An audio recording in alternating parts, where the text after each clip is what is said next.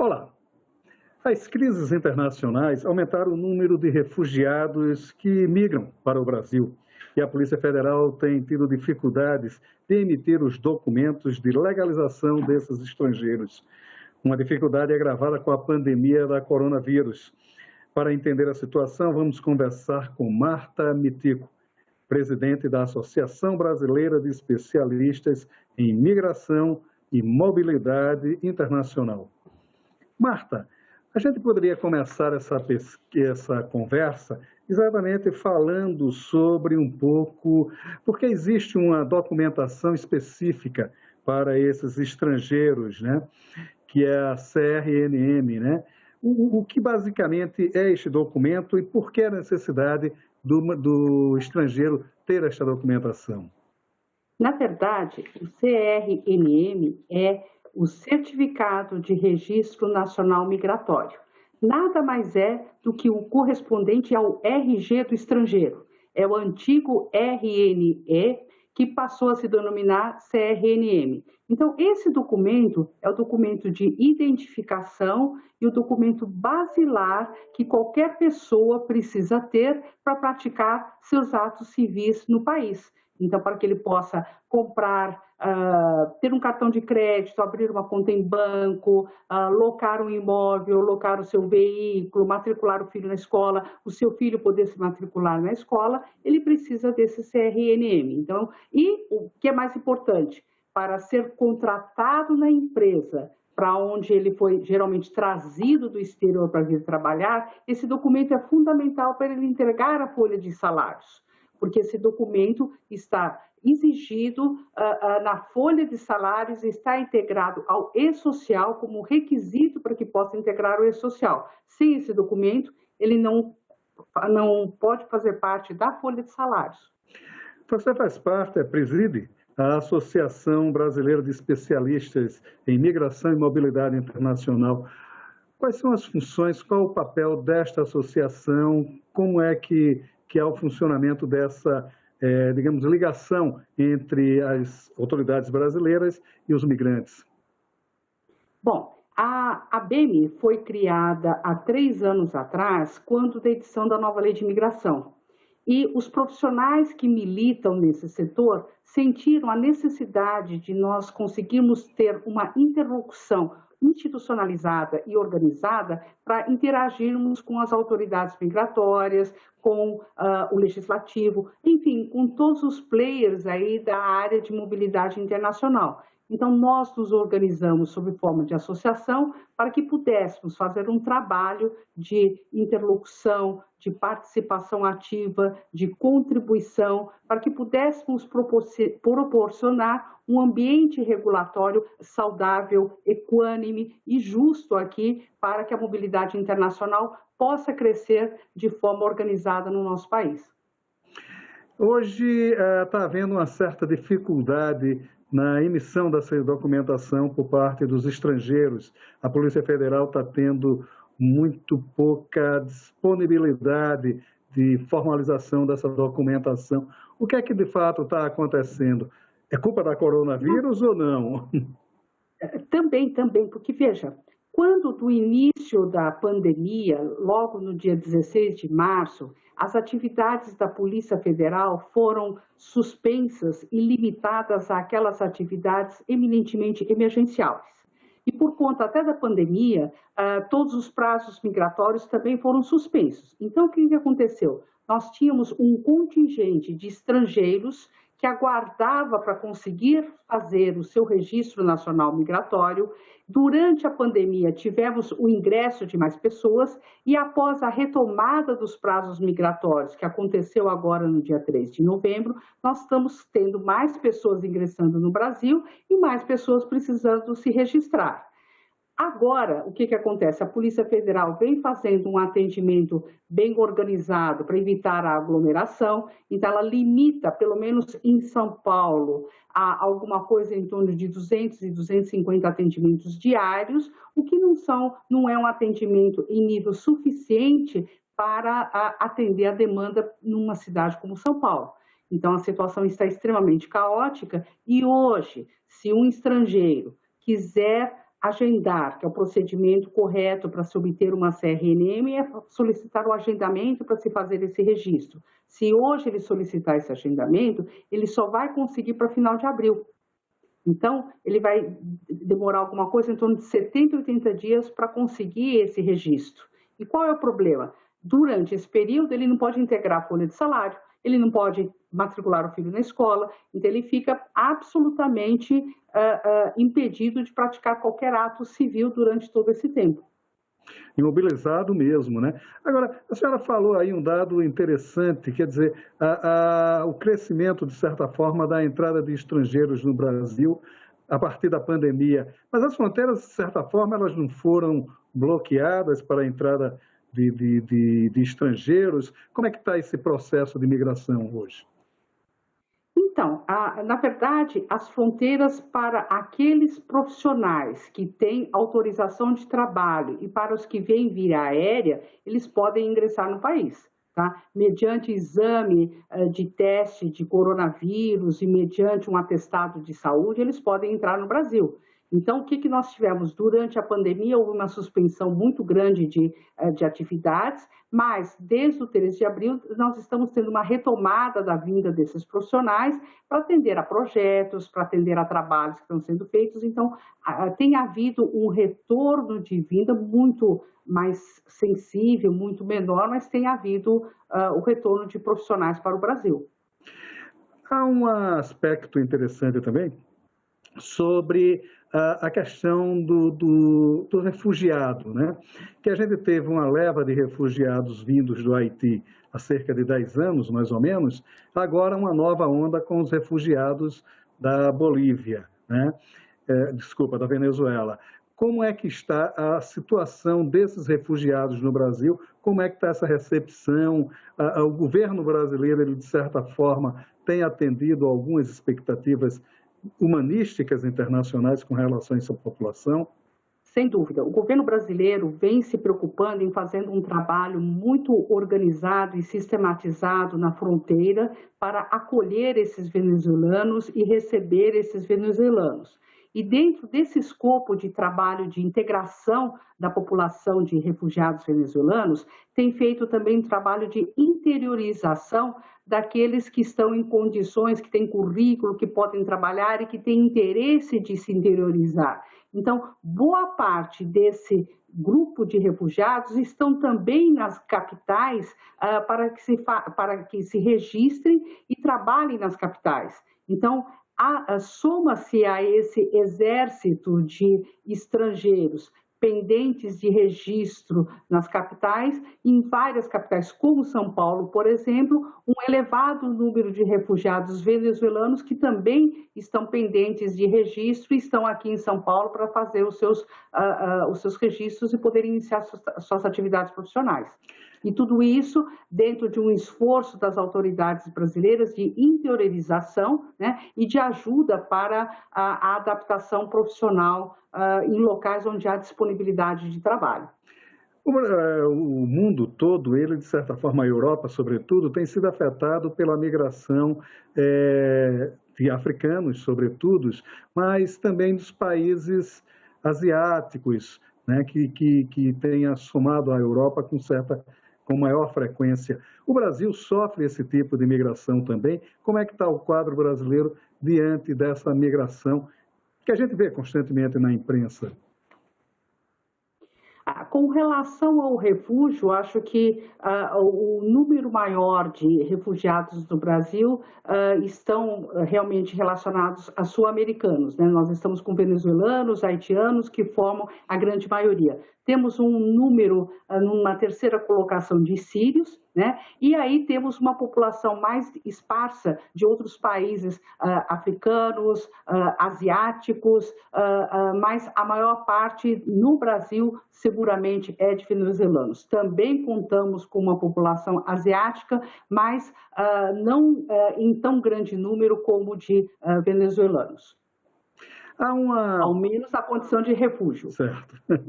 Há uma visão, não sei se estereotipada, mas que a grande dificuldade desses imigrantes, sobretudo os refugiados, ela se dá por uma adicional social gravíssimo, que seria a pouca qualificação dessas pessoas, ou pelo menos da legalização das atividades que essas pessoas exerciam em outros países, aqui no Brasil. O que é que a associação tem feito nesse sentido, trabalhado, buscado alguma forma de que as antigas profissões dos refugiados possam ser exercidas aqui no Brasil? Há algum trabalho nesse sentido? Nós temos procurado sensibilizar as autoridades brasileiras no sentido de agilizar os procedimentos de reconhecimentos de diplomas estrangeiros, porque há alguns diplomas, especialmente os técnicos de engenharia, têm um trâmite extremamente moroso para que possa ser reconhecido. E poucas universidades brasileiras reconhecem esses profissionais. Então, o trâmite, além de oneroso, não é acessível a qualquer um, né? É um prazo que demora de 3 a 6 meses para se fazer um reconhecimento, por exemplo, de um diploma de um engenheiro. Então, não raro, o que nós temos visto em várias reportagens, por exemplo, são refugiados que são engenheiros, que são eletricistas e que estão trabalhando aí como técnicos eletricistas por não terem conseguido compatibilizar os seus diplomas no Brasil. Então, dentro dos contatos e todos os trabalhos que a gente tem feito, a gente tem procurado, junto às autoridades governamentais, agilizar um procedimento de regularização desses procedimentos também, não só para os refugiados, como para quaisquer outros profissionais, que também é muito comum as empresas trazerem engenheiros, técnicos, e o processo de regularização e de compatibilização do diploma ser tão moroso que acaba se exaurindo ao tempo de estada desse profissional. Então, para que ele possa exercer a atividade regularmente, ele precisa contar também com um profissional responsável técnico no Brasil. Então, esse procedimento de agilização do reconhecimento daquelas atividades compatíveis é salutar para todas as áreas, para todos nós e para o crescimento do nosso país, para a manutenção e para a retenção de talentos e de técnicos, que o Brasil precisa muito de técnicos. Nós não formamos técnicos suficientes para a nossa demanda ainda. Recentemente, os senhores tiveram uma reunião envolvendo vários núcleos que atuam nessa ação, inclusive a Polícia Federal, para tentar minorar os problemas de prazos para a legalização desses estrangeiros. Como é que estão essas negociações? O que é que de positivo se tirou desta reunião? Pois é, no dia 26 de janeiro passado, nós tivemos uma reunião ordinária da nossa associação e nós convidamos a Polícia Federal e nessa oportunidade nós discutimos a questão da demora do agendamento de registro para a obtenção dos registros para os estrangeiros. E nós já tivemos um retorno da polícia, da Polícia Federal, no sentido de que eles estão procurando promover ações para agilizar o atendimento, especialmente em capitais onde o fluxo está sendo muito demandado, como São Paulo e Rio de Janeiro, né? E procurando abrir mais centros de atendimento em capitais muito demandadas, como São Paulo. Então, em São Paulo foram desativados alguns núcleos de atendimento e os indicativos da Polícia Federal foram no sentido de abrir não só esse, como mais centros de atendimento e, de alguma forma, deslocar algumas atividades ou alguns atendimentos para outros locais para podermos ter um atendimento mais célere. Isso foi uma informação que nós tivemos em telefonema que nós recebemos da Polícia Federal, mas até hoje a demora é de 87 dias, quer dizer, isso é uma informação que nós tivemos, esperamos arduamente que ela seja efetivada, que ela seja realizada, porque a cada dia a coisa está complicando mais, a cada dia os agendamentos estão mais retardados, então hoje, se o estrangeiro tenta fazer um registro, ele só consegue uma agenda para o dia 20, 25 de abril, quer dizer, é uma loucura. Né? Então, espero que essa ação realmente seja levada à frente com agilidade. é um problema social, né? Agora, a Polícia Federal, ela alega que a grande demora tem sido em grandes centros, como São Paulo, por exemplo, e que, de certa forma, se os migrantes conseguissem, de qualquer forma, de uma certa forma, agendar em outras unidades da Polícia Federal, talvez esse processo fosse mais rápido. É verdade isso? Então, o problema é que todo o sistema da Polícia Federal vincula o agendamento ao local onde o profissional irá trabalhar ou residir. Então, não é, infelizmente, não é uma opção do migrante. Se o migrante pudesse optar e escolher, seria maravilhoso. Mas o sistema hoje foi construído para indicar e comprovar o local onde ele vai trabalhar e ele vai morar. Então, se ele vai trabalhar em São Paulo, não tem jeito, não dá para indicar outro lugar, ele vai ter que indicar a capital de São Paulo, o sistema não aceita.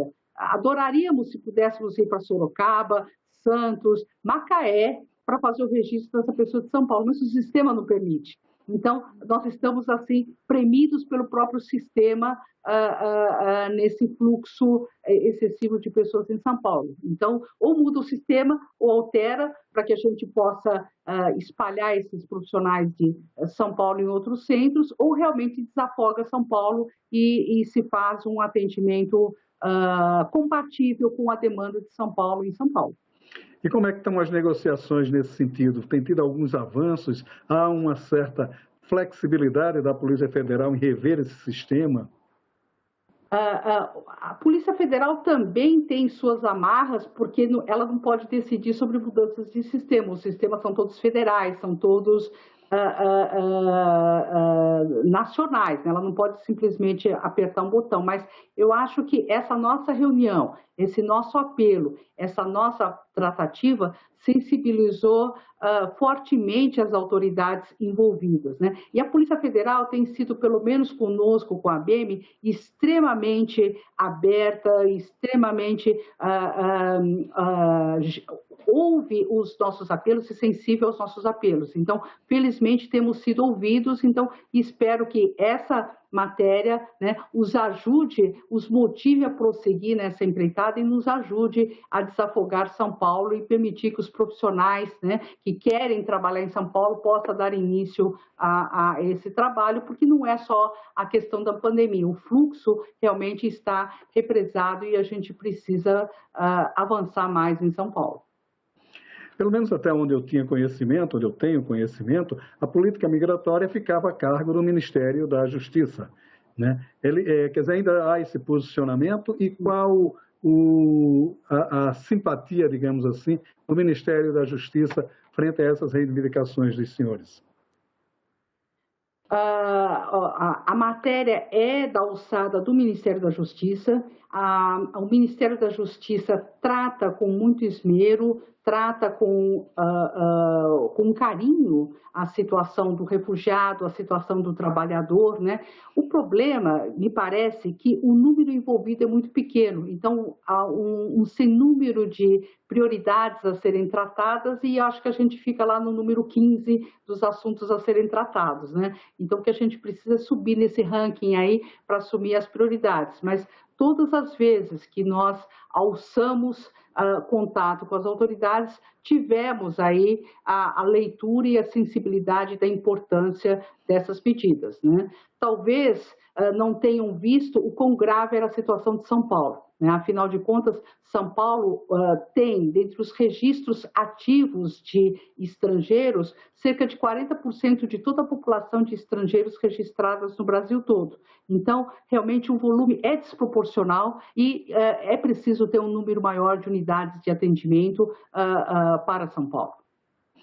E a luta dentro do Congresso Nacional, porque eu lembro bem que durante o processo daquele terrível terremoto, que inclusive matou a nossa Zilda Arnes, houve uma certa flexibilização da legislação dentro do Congresso Nacional para que fosse acolhido com mais rapidez os refugiados haitianos. Quer dizer, o Congresso Nacional poderia fazer, diante desse quadro todo de pandemia, enfim, alguma movimentação nesse sentido? É que existem duas questões. Uma questão é a da recepção do refugiado, e nesse modelo, acho que a nossa legislação já cuidou de ser uma legislação muito moderna, contemporânea e receptiva ao refugiado, ao migrante. Então, ela é uma legislação assim bem receptiva. O problema é de ordem prática e operacional. Ou seja, na hora quando a pessoa chega aqui, de se documentar, do dia a dia, é que aí que nós estamos esbarrando. Porque em termos de legislação, eu acho que todo o processo, toda a previsão legal é de acolhida, é humanitária, é social, então é uma legislação muito contemporânea e muito social. A grande dificuldade é a implementação de todo esse procedimento para que alguém possa trabalhar. É algo muito simples. Preciso ter um RNE para poder, um CRN para poder trabalhar. É isso, né? E isso está demorando 87 dias. E isso precisa urgência, afinal de contas, é do trabalho que ele conquista. Não é mudar a lei, não é mudar o Congresso, não é, é uma questão operacional, pontual, simples, prática e ágil. Nós não podemos demorar 87 dias para documentar um cidadão que queira trabalhar, seja ele expatriado, estudante, CEO de uma grande multinacional. Todos eles têm direito a ter essa documentação, precisa ter essa documentação para poder levar a sua vida e não ficar 87 dias esperando para ser um cidadão. E o Brasil, ele tem uma certa tradição nessa receptividade de estrangeiros, né? Há uma tradição da diplomacia brasileira nesses quadros desde o século XIX, né? Pelo menos. Pois é, nós temos história, nós temos tradição, nós temos a história da acolhida humanitária. O brasileiro é um povo acolhedor, então não há problemas de impacto social. O problema é prático, documental e simples. Precisamos documentar essas pessoas. Esse agendamento precisa ser mais rápido. Não se justifica demorar 87 dias para se fazer um agendamento para obter uma carteira e poder trabalhar. Mas já há algumas esperanças, já há alguns avanços dessas conversas todas de vocês? Pelo menos alguma luz no fim do túnel? Sim, sim, sim. E cada apoio de todos vocês da imprensa, toda essa chamada de atenção e esse espaço que a imprensa nos dá, nos ajuda a isso. Porque chama a atenção pela importância, a necessidade de dar atenção a essa questão documental. Então, eu agradeço imensamente vocês pautarem essa matéria, de nos darem esse espaço para chamar a atenção para isso, porque tudo isso vai nos ajudar a motivar as nossas autoridades para olhar para os grandes centros, dar mais espaço para isso e dedicar atenção para agilizar o trabalho de documentação de estrangeiros nos grandes centros. Marta, muito obrigado pela sua participação aqui no Cidadania e sucesso para a sua reivindicação. Muito obrigada pela atenção. Muito obrigado. Se você quiser rever esta e outras entrevistas da TV Senado, é só acessar a nossa página na internet, senado.leg.br/tv, o nosso canal no YouTube. Muito obrigado pela sua atenção e até o nosso próximo Cidadania.